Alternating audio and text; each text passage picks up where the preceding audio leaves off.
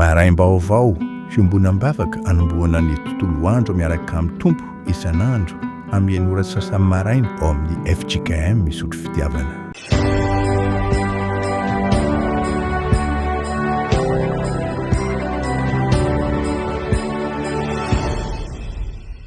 Manonona ny famindrampo sy ny fiadanana ho amintsika tsirairay avy. Ndeha isaotra sy hideran'Andriamanitra amin'ny Salamo 420 manomboka eo amin'ny 7 hatramin'ny 10 isika. Salamo 420 manomboka eo amin'ny 7 mitsangana hideran'ny Tompo isika. Hoy ny mpanao salamo: asandrato ny lohanareo ry vavahady, ary misandrato ianareo ry varavarana fahagola, mba hidira ny mpanjaka ny voninahitra. Izy zao mpanjaka ny voninahitra zao: Jehovah mahery tsy toa, Jehovah mpiady mahery. Asandrato ny lohanareo ry vavahady, ary manandrata ny lohanareo ry varavarana fahagola, mba hidira ny mpanjaka ny voninahitra. Izy ary zao mpanjaka ny voninahitra zao: Jehovah tompony maro, izy no mpanjaka ny voninahitra. Amen. Hivavaka isika. No taominao izahay ka voataona no samborinao dia resinao, ary tonganao eto an-tranonao Andriamanitra, no ny fanapahanao amin'ny fiainanay, amin'ny fandaharam-potoananay, amin'ny mombanay rehetra. Tongeto izahay mangayay menatra koa, satria te hideranao, te hisaotranao, nefa rakotry ny fahotana, ary tsy mendrika anonona ny anaranao masina akory. Amelanay ane ianao amin'ny tsy fahatanterahanay, tsy anisany fahadisoanay, ary anadino ny fahotana vitanay. Ekeo ny hamangy ny fiangonanao amin'ny alalan'ny fanahy masina, raha ho vakiana ny soratra masina, dia ho takatray ny hevitra zany amin'ny alalan'ny hafatra izay ambara. Iainanay zany ary ho zarainay amin'ny hafa koa. Dia samy hafantatra sy ho resy lahatra ny rehetra, fa ianao no manapaka amin'ny fahefanao.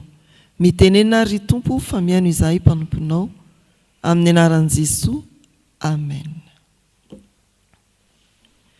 Zakaria 7 manomboka eo amin'ny 7 ary tohizana eo amin'ny 10. Zakaria 7 ny 7 sy ny 10. Vakina amin'ny anaran'ny Tompo zany manao hoe: mifalia indrindra ry Ziona zanaka vavy, manaova feo fifaliana ry Jerosalema zanaka vavy. Indro ny mpanjakanao avoanao, marina izy sady manam-pamonjena, malemy fanahy sady mitangina biriky dia zana biriky tanora. Ary ho foanako tsy isy kalesy intsony Efraima, na soavaly any Jerosalema. Ho foanana koa ny tsipika fiadiana, ary teny fiadanana ny jentilisa izy. Ny fanapahany dia hatramin'ny ranomasina ka hatramin'ny ranomasina, ary hatramin'ny ony ka hatramin'ny farany tany. Amen. Ray masinao, manamasinana amin'ny fahamarinana, ny teninao no fahamarinana. Amen. Malona antsika ry havana ny Zakaria 7:7 sy 10 izay faminaniana indrindra ny amin'ny Kristy mpanjaka ho avy hitondra fiadanana. Fotoana izay fanotrona antsika ny sekoly alahady, Dorcasy ary ny ao amin'ny Fipizaida ity fotoana ity. Rehefa nampandre ny mpanjaka anankiray fa ho avy hamangy ny tanàna anankiray tao amin'ny fanjakany, dia ny homana fatratra ny zaza amam-behivavy, ny manan-talenta amin'ny fitendrena, ka nanemitra ny lalana hidira ny mpanjaka. Tena nananteny izy ireo fa ho tonga ny mpanjaka, ary ny fanantanany dia mpanjaka tena mirehidrehitra, mirehare, feno hery sy fahefana matahotra. Kanjo rehefa tonga ilay mpanjaka, ny fitafiny, ny fitaovam-pitaterana ny tondra azy dia tsy araka izany. Tena mifahatsorana, mitory fahalemem-panahy. Izany no faminaniana ambarany Zakaria, milaza indrindra ny amin'ny Kristy ary tanteraka ao Matthieu 20:5. Jesosy Kristy niakatra ho an'i Jerosalema alahady ny sampandrofi, mitory fahalemem-panahy satria tsy mba soavaly fa zanaboriky no nitondra azy niakatra ny Jerosalema. Ny mponina rehetra nioby ny hosana hosana. Manapaka amin'ny fahefan'ny tompo. Taoriany ny fahababoana Zakaria no naminany, ary araka ny efa fantatsika nambara hatrany hatrany. Ny taorian'ny fahababoana dia fahavoazana, fantrana, faharavana be teo amin'ny fireneny Joda, fatao koa moa ny firenena avaratra izay mbola tsy afabela tamin'ny farasisan'ny fahababoana. Nampahirezindreo vahoaka ireo ary tsy hoe nampahirezina fotsiny niatrika ny fiainany andavanandro amin'ny fanarenana ny tempoly, amin'ny fanarenana ny tranony, amin'ny fanarenana ny fiainany, fa nampahirezina anantena eritreritra zavatra ho avy amin'ny fanantenana. Ilay mpanjaka ho avy mitaingina zanaboriky. Zany driavana no hitantsika amin'ity soratra masina ity. Ny voalohany ny toetra n'ilay mpanjaka hitantsika eo amin'ny 5 dia ny hoe marina, tompo ny famonjena ary manetry tena. Ny soratra masina, mifalia indrindra ry Ziona zanaka vavy, manaova fifaliana ry Jerosalema zanaka vavy. Indro mpanjakanao avoanao, marina izy, manampamonjena ary malemy fanahy sady mitaingina zanaboriky dia zanaboriky tanora. Ny toetra n'ilay mpanjaka marina, manampamonjena ary manetry tena. Inona kosa ny asany eo amin'ny 10 izay ataony dia ny anafoana ny fitaovam-piadiana, ny kalesy sy ny fitaovam-piadiana samihafa, hitondra fandriampahalemana ary dia anjaka hatramin'ny farany tany. Ny toetrany sy ny asany anehoany ny fanapahany amin'ny fahefany. Tena tsaroan'Andriamanitra ny vahoaka ny jaly, ny vahoaka ny taraina, ny vahoaka ny asa mafy tamin'ny fanarenana. Zany moa ny hevitry ny hoe Zakaria mahatsiaro Andriamanitra. Na dia neverina n'izy ireo fa nanadino azy Andriamanitra, dia naniraka ny mpaminany izy anome fanantenana ny amin'ny ho avy, anome rispo hiatrehana ny fiainana andavanandro. Manapaka amin'ny fahefany ny tompo, manapaka amin'ny fahefany feno fahamarinana izy. Ny fahefan'ny tompo Jesosy Kristy dia tsy mba fahefana mety diso na fahefana mitanila riavana. Mitovy eo anatrehan'i Jesosy na kely na lehibe, na antitra na tanora, na vehivavy na lehilahy. Zany ny teny fanorenana batisany hoe ianareo rehetra dia zanak'Andriamanitra amin'ny finoana ny Kristy Jesosy, na iza ianareo natao batisa ho an'i Kristy dia mitafy an'i Kristy, tsy misy intsony karazan-drazany samihafa fa iray ihany ianareo rehetra ao amin'ny Kristy Jesosy. Fampitoviana, tsy misy fitondra-mitanila ny apetraka ilay mpanjaka manapaka amin'ny fahefany. Ny faharoa, manapaka amin'ny fahefany ny tompo mitondra famonjena. Tsy fahefana mamoritra fa fahefana mamonjy ny fahefan'i Kristy ilay ho avy.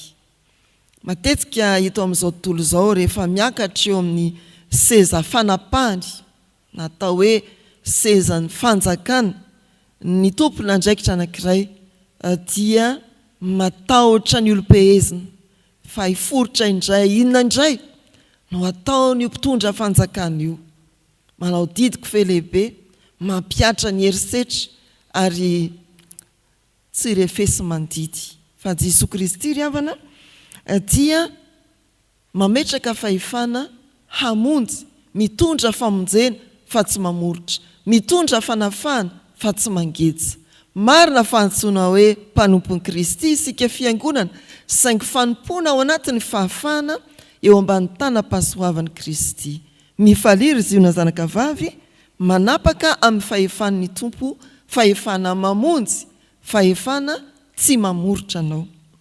Ny fahatelo ao anatin'izao soratra masin'izao, manapaka amin'ny fahefan'ny tompo ary mitondra fiadanana. Mitondra fiadanana, mandrava ny fitaovam-piadiana rehetra, mety hoe tsy antsy, tsy basy fa ny teny mandratra raha vain' Jesosy Kristy ilay tompo ny fahefana zany. Ireo fitaovam-piadiana mety miteraka ratra, mety mamono, dia raha vain' Kristy zany hitondra fiadanana amin'ny fahefana izy. Ny sehatra tapahin'ny tompo ry havana dia sehatra misy filaminana sy firindrana fiadanana. Maro ny ady efa niseho teto amin'ity zao tontolo zao ity. Betsaka ny ezaka ampandry fahalemana mandraka ankehitriny, anafoana ny fitaovam-piadiana mahery vaika, zany moa no tena ilofosana, kanefa mahagaga mbola misy ihany, ary mifanohitra amin'ny ezaka atao aza ny zava-mitranga dia ikirizana ny ananana fitaovam-piadiana mahery kokoa noho ny an'ny firenen-kafa ho an'ny firenena mihazakazaka amin'izany. Ry havana malala rehetra amin'ny tompo, ny tompo ny fahefana dia mametraka ny fahefany feno fahamarinana, mametraka ny fahefany feno famonjena, mametraka ny fahefany feno fandripahalemana sy fiadanana. Raha mitady izany isika dia raiso Jesosy Kristy, fa izy no ambarany soratra masina hoe ilay mpanjaka avy ho anao mitaingana zanabiriky. Jesosy Kristy no fahatanterahana teo amin'ny sampandry fy, teo amin'ny fijaliana ny zoma masina, ary teo amin'ny fitsanganany amin'ny matin'ny Pasika nanehoana zany fahefana lehibe zany. Fampirenam-pinoana ho antsika ry havana tsarovy, fa raha miasa isika na manompo an'Andriamanitra dia tsy miasa amin'ny herintsika, fa miasa eo ambany fanapahany Jesosy Kristy, ilay tompo ny fahefana rehetra. Ary izay ampahirezana antsika dia ny hoe antsoin'i Jesosy isika hiatrika ny fiainantsika davanandro, nefa hevitra amin'ny fanantenana koa ny fiadanana izay atolony ho antsika.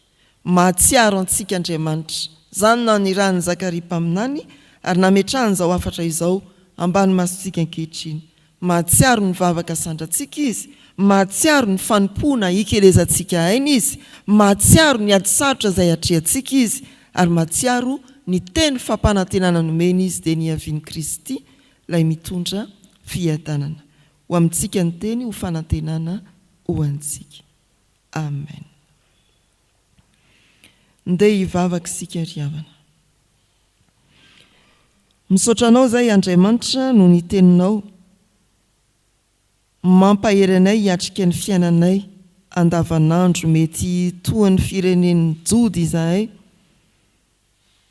miareraka, miakivy, mahita faharavana manodidina anay, fa indro misy teny fampanantenana ny amin'i Jesosy Kristy, tompo ny famonjena, feno fanetretena sady malemy fanahy, ary hiasa mba ho anay tsirairay avy, ho an'ny firenenay, ho an'izao tontolo izao, ampandry fahalemana, hitondra fiadanana.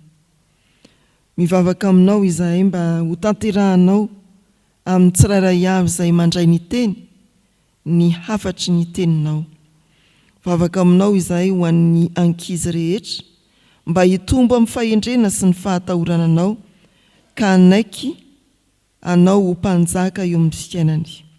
Ho an'ireo tanora, mba tario ny tanora eo anatrehan'ny safidy sy ny fanamby maro, mba tsy ny faniriany izao tontolo izao no anapakazy fa ianao irery ihany.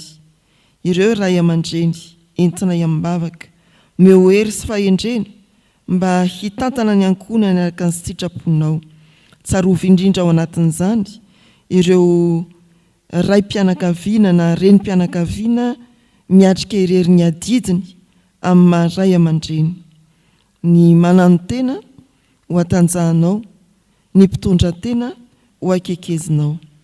Dia mivavaka izay ho an'ny mpianatra rehetra, ampianaro mba haritra amin'ny fianarana sy iny fa ianao no manokatra ny lalaka ho aviny. Mivavaka izay tompo ho an'ny mpiasa sy ny mpandrara rehetra, mba ho hitahinao amin'ny asan'ny tanana izy ireny, ary ho ampinao hiasa amin'ny fahamarinana, satria ianao dia tompo ny asa rehetra ary manapaka amin'ny fahefanao amin'ny fahamarinana. Ho an'ireo tsy hanasa sy sahirana andala mpitadiavana azy, velomy fanantenana izy tompo ary sokafo ny varavarana izay tsy sain'olombelona voaina mba irosony mandrakariva ary ananany ny toky ao aminao. Ho an'ireo marary hitsinjony marary ianao ka aneo fa mbola manjaka ambony ny aretina sy ny fahoriana ary ny fanaintainana. Ho an'ireo manamanjo sy mandalo alahelo, tompo ampionony izay mitomany ary ampatsiarovy azy fa tsy fahafatesana no tompo ny teny farany fa ny fiainana izay efa nasehonao tamin'ny fandresena ny fahafatesana ianao nitsangana tamin'ny maty.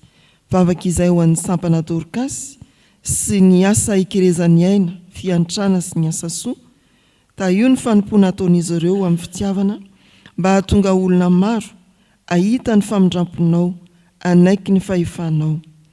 Ho an'ny fipizay d'Andriamanitro, engane ny asa fanompon'izy ireo manodidina ny mozika sy ny hira mba hatolony ho amin'ny fanomponanao ho voninahitra ilay mpanjaka ny mpanjaka.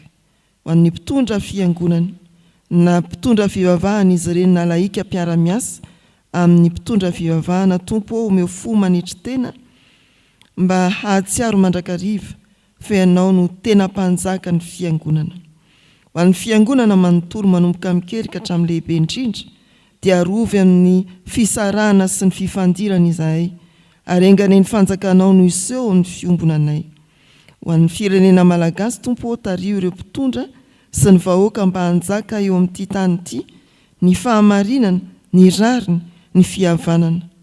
Dia mangataka aminao izahay mba ianao ilay mahalala ny mahasoanay no hamaly ny vavakay ary hatsiaro anay isan'andro amin'ny fitarainana izay atolotray. Eno koa ny vavakay manonona fanoratena ampomangina.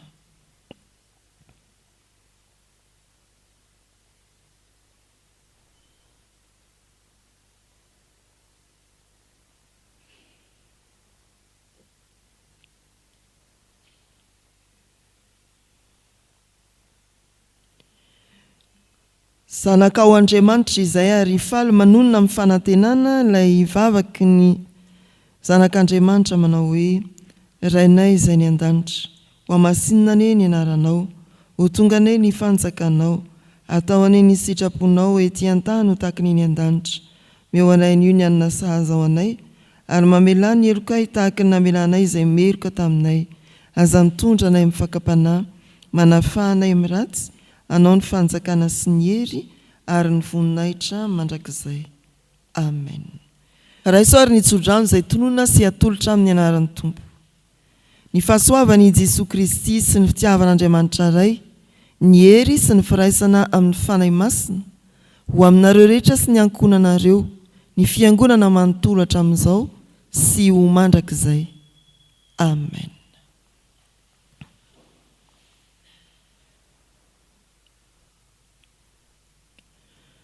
Ho an'Andriamanitra irery ihany anie ny voninahitra amin'ny